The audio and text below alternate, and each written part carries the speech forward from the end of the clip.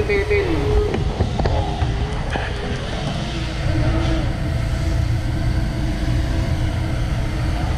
Ano siya, bracket.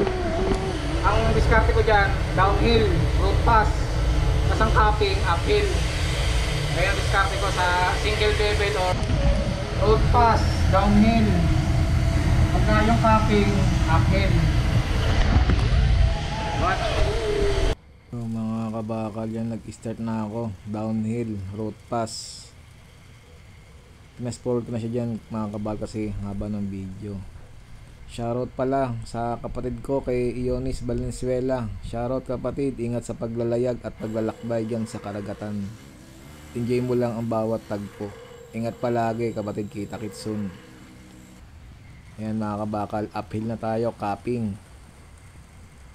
Ang amperahe natin dyan ay 200, ang voltahe ay 27 volts. Same lang mga kabakal sa road pass saka sa capping. Depende na lang sa hagod ng iyong kamay at sa pagbabad. Ayan, tamang capping lang tayo mga kabakal. Tingnan nyo yung difference, yung appearance ng capping. Kung okay na ba sa inyo. Sana pumasa. Kahit man lang sa visual, maipasa.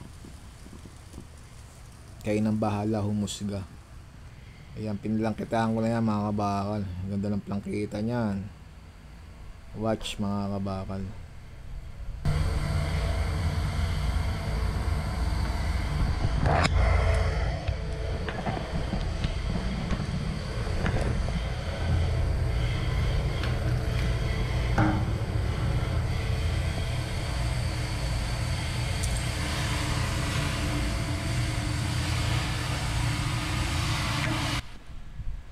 Okay. Dami mong girl.